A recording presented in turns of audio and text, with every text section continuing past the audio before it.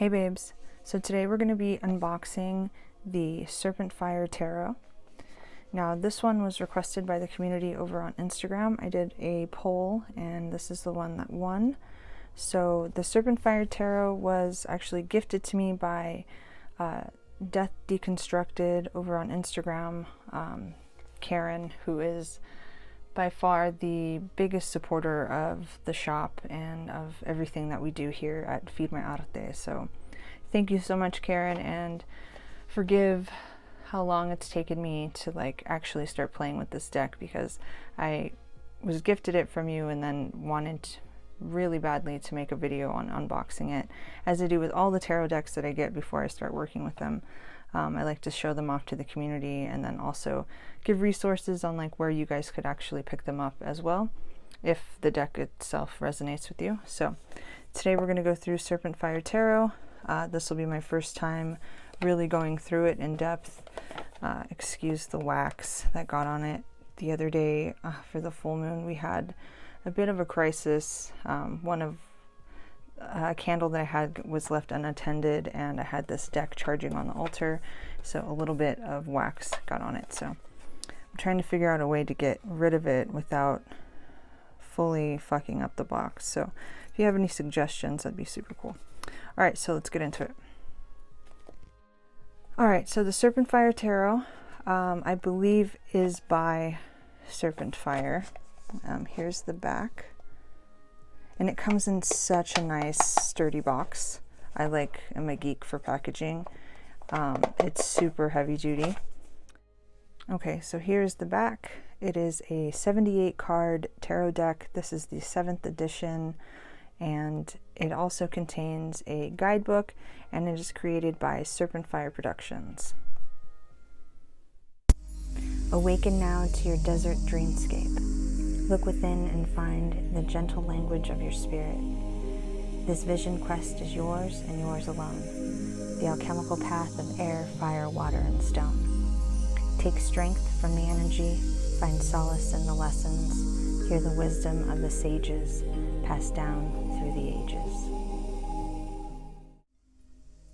Alright babes, so as you can see when we open up the box, first thing is the guidebook, which is pretty thin, but from what I can tell, it's just front to back meanings of each card. So not a lot of frill or extra stuff. It's just kind of straight to the point. And it starts with the major and then ends with the minor, of course. And then a special thanks. The guidebook, you're able to match up the cards with the meaning or description that the creators give in this little guidebook, which is cool. I personally like a guidebook or a little instructional booklet that comes with the decks to be a little bit thicker. I like all the frill and all the extra stuff, the spreads that the creators will give you to use and stuff like that. So it seems like this one doesn't have that kind of stuff in it. It's just straight to the point. Alright, so we're going to get into the cards themselves. As we take, oh wow, that's so pretty. We take the deck out. You can see that inside the box is also decorated. And then the cards themselves have this fucking beautiful gold lining around them, like a gold foil.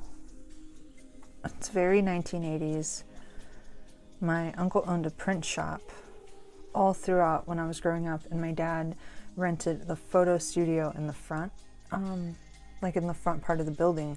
So it was Hector Studio and Crystal Printing, and they were there for decades.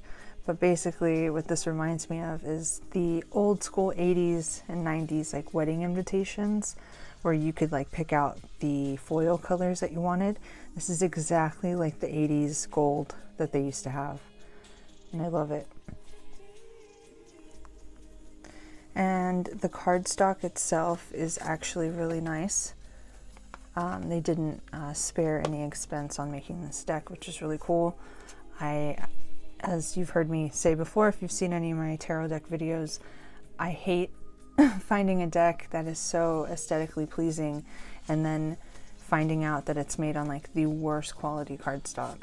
Like cardstock from like the Miss Cleo deck, if any of you have that. It's just the bare minimum. But this is far from that. Out of 10, I would definitely give this a 7 out of 10 for the cardstock alone. So we're going to get into looking at each card individually, as we always do, and we're going to play some tunes. So let's get into it. Just a heads up, I realize that I must have gone through and shuffled this maybe like right when I received this deck, which was months and months and months and months ago, and I had not actually gone through it other than probably shuffling it once or twice just to get a feel for it energetically. So the cards will be out of order, and I know usually I try to have them in order every time. I apologize for those who are looking forward to that, but either way, we're going to go through every single card in depth.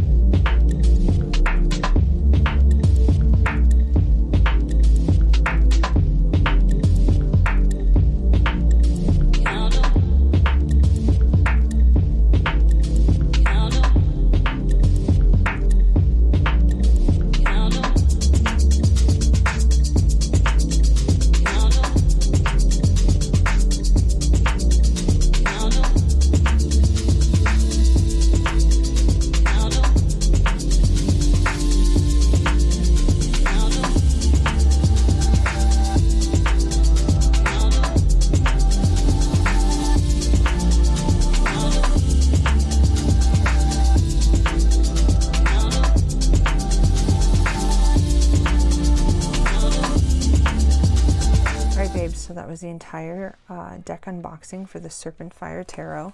Thank you so much for hanging out with us, and I love how Frida is here on the bottom. One of the most beautiful cards, of course, in the deck because Frida. And if anyone is interested, excuse me, I'm like out of breath. If anyone is interested in purchasing this deck, you can do so by checking out the link below. And there's a variety of other cool links, like our new Patreon page, which is more of an educational style platform where we're going to be doing our tarot readings, oracle readings. We write, between my partner and I, we write different blogs on the occult, different spiritual concepts, occult concepts that we want to like share with our community. So there's also different tiers that you can pledge for different benefits. Some even come with rituals every month and also like a t-shirt. So you can check those out by using the link below for our Patreon page. And you can also check out the social media links that we have for the other various parts of our community that you can access for different types of content that we provide, that we try to stay up on. So thank you for watching. Go drink some water, stay hydrated, stay above the bullshit, and I will see you in the next video. I love you, I love you, I love you, I love you. Babes, I almost forgot to show you the new full holographic Santa Muerte stickers that we had commissioned. We get a lot of our design work as of lately, and you can kind of tell because it's all generally around the same style, but we've gotten it from the homiques from Instagram, who's one of our favorite illustrators and artists and just general beautiful queer people on the internet and on the fucking planet. Alex, who goes by The Good Denny's on Instagram. We will put links below so you can check out their work. But we got these stickers made, and this is a custom Santa Muerte design. And it is her with her cauldron brewing up some good shit. And I couldn't be more absolutely stoked with this design and the way everything came out. So, and then I got the design, which looks like that initially, and then I was able to find a place to put them on holographic sticker paper. So, and these are all vinyl, and then this is the size. So if you'd like one of these stickers, check out the link below. We have them available in the bodega. Thank you again, Alex. You fucking rule. I don't know. You don't know? Well, let me give you a hint, okay? I found my James Brown record filed under the J's instead of the B's. I don't know who taught you to alphabetize. But to top it off, it's in the rock and roll section instead of the R&B section. How can you do that? It's too complicated, Shrivi. See, every time I pull out a record, there's this whole procedure I have to go through. I just want to hear the music.